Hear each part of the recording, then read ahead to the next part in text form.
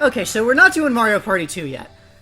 So, Doc Phoenix, all the Marios, this is what the Nintendo 64 disk drive looks like when you load it up without any discs in it. Hi, Mario. So, I did my research and I found out a lot more things about Mario the Artist Paint Studio. So we've got more to do about that, and also things about the disk drive that I probably should have taken some time to do more research beforehand. But so there's a lot that goes on here. I'll just let this sit for a while I talk about the disk drive. So first off, the disk drive, it wasn't a CD drive. It was magnetic tape. It was a floppy drive. So it's not like they didn't have a CD worth of data that they could put on. It was like 64 megs. Which was the size of the largest N64 cart that could be made, but the cartridges were a lot more expensive to make at that size. The disk drive, they had a lot of plans for the disk drive for like having expansions for games that they ended up not going with because the disk drive ended up being a commercial failure, much like the Satellaview. Unlike the Satellaview, the disk drive didn't actually have a couple of years of service. It just failed immediately. Oh. It did have an online service though. Oh. It also had I don't know exactly how, if it had like a modem built in or some other kind of, like, maybe they were still using satellite stuff. Sidebar will put that. I wasn't able to find before now. But yeah, they had an online service. They called it RandNet. That they're just gonna have that connected to the Nintendo 64. Okay, this is enough of watching Mario poke around. There's a lot of different things that the like textures that can show up on the thing and stuff it'll do, but it seems like it's cycled, but yeah. So let's just okay. So things in Mario Artist Paint Studio.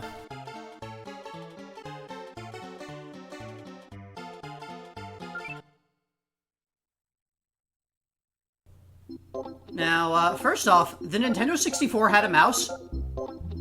okay. Like the SNES, the mouse came included with the Mario Artist Paint Studio. Ah, okay. And there's an interesting thing when you have the mouse connected. Okay. If you go to the paint thing, you get an option for 2-player drawing mode. Okay. I'm gonna hand you the controller. Okay. So we've got 2-player drawing here. You can, this actually supports up to 4 players drawing. And you've each got, independently, your tools. So I can go and select a fill and completely just throw shit wherever. I made a hat. I can do the burn. There's a very, a much limited set of tools available. It doesn't have, like, all the stamps or, other things, like that. Doesn't have all of, like, the filter tools, but you can have up to 4 people just drawing on the same thing. That is a thing that they had here.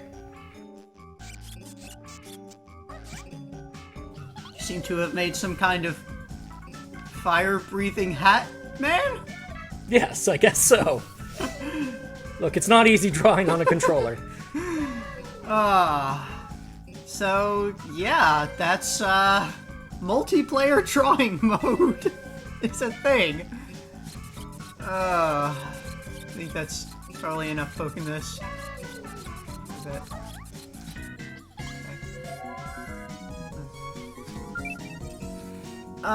Let's see, other things. So in the drawing mode, let me load back up the 1-player drawing mode. That, one of the things that we saw in here that we didn't know what the hell was going on with it. This thing. Yes. This icon is the Nintendo 64 capture cartridge. Those three colored things you have that you see there are RCA video input. Audio video input.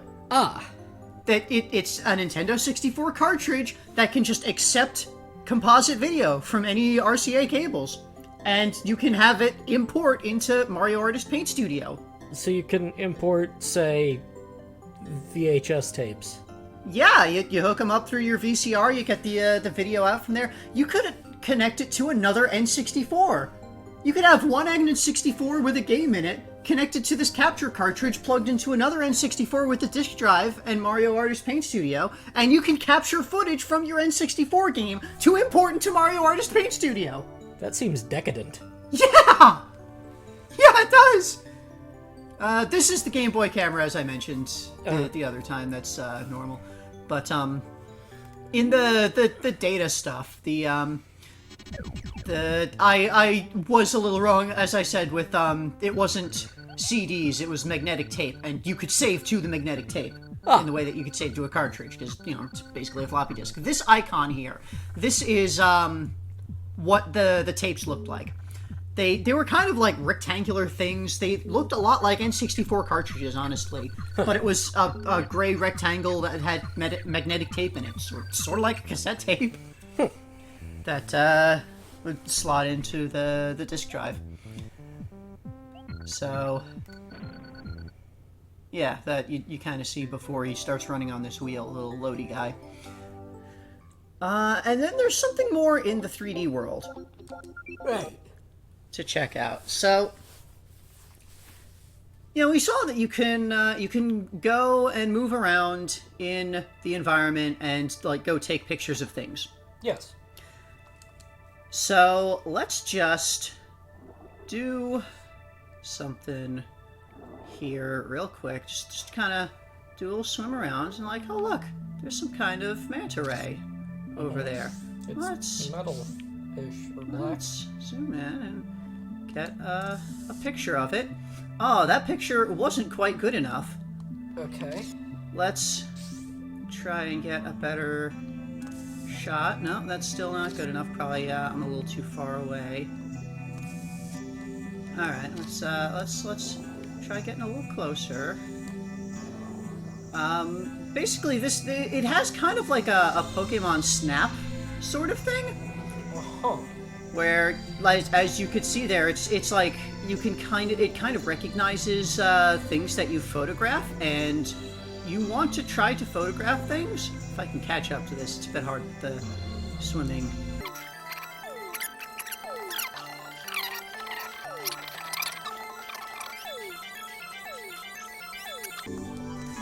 There we go. Yellow. So, if you get a nice good photo of it, then, when you back out to the thing, you now have it available to edit its textures. Huh. So, after we do this recording session, I'm gonna do, on my own, I'm gonna go through and, snap photos of all the things and unlock all of them and show them off. Of course, because it's the thing. Because it's you need to gameplay. unlock all the thing. It's gameplay in this thing. Also, I found this out when I was screwing around on the alien world. All of those aliens have names. Okay. They all have names that show up in the bar here. That, this just says Manta, so it's not like a special thing there. But, yeah, that is a thing.